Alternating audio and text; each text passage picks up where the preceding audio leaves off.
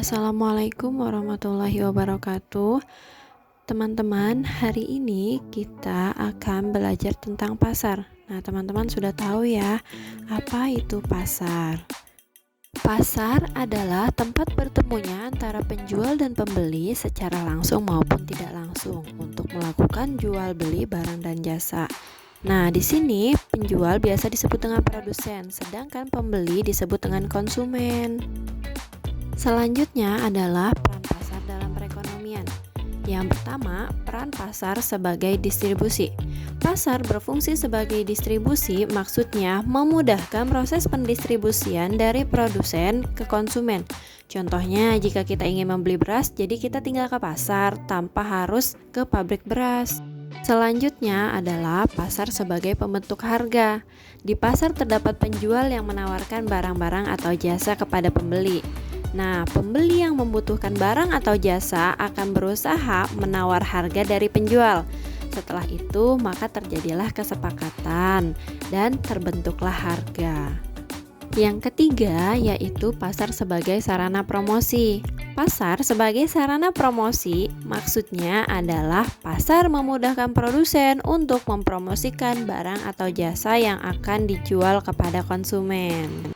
Selanjutnya yaitu peran pasar bagi produsen. Adapun peranan pasar bagi produsen diantaranya yaitu untuk mencari bahan-bahan produksi dan menjual barang hasil produksi. Adapun peran pasar bagi konsumen, yang pertama adalah untuk memenuhi kebutuhan hidupnya sehari-hari. Yang kedua untuk mendapatkan barang yang dibutuhkan dan yang ketiga untuk menawarkan sumber daya yang dimilikinya.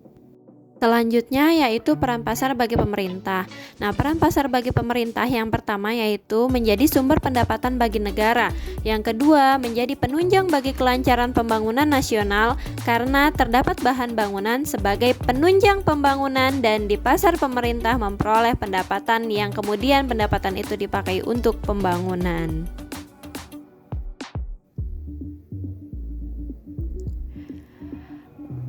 Macam-macam pasar berdasarkan sifat dan waktunya. Yang pertama ada macam pasar harian, pasar mingguan, pasar tahunan, dan juga pasar temporer.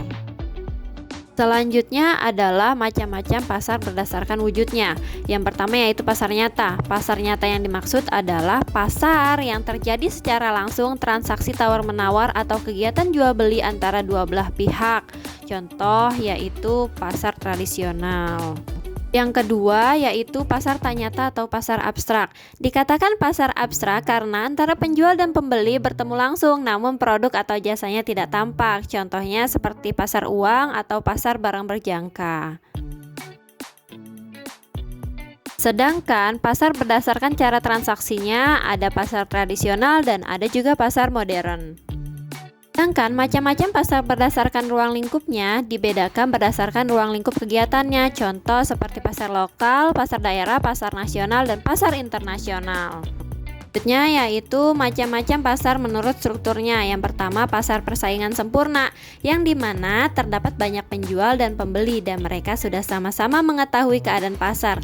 Barang yang diperjualbelikan sejenis atau homogen, penjual maupun pembeli memiliki informasi yang lengkap tentang pasar. Kedua adalah pasar persaingan tidak sempurna, yaitu pasar yang terdiri atas sedikit penjual dan banyak pembeli. Yang ketiga yaitu pasar persaingan monopolistik, yaitu pasar dengan banyak penjual yang menghasilkan barang yang berbeda corak. Pasar ini banyak dijumpai pada sektor jasa. Yang terakhir adalah pasar oligopoli, yaitu pasar yang hanya terdiri atas beberapa penjual untuk suatu barang tertentu. Sekian untuk materi pasar. Terima kasih. Wassalamualaikum warahmatullahi wabarakatuh.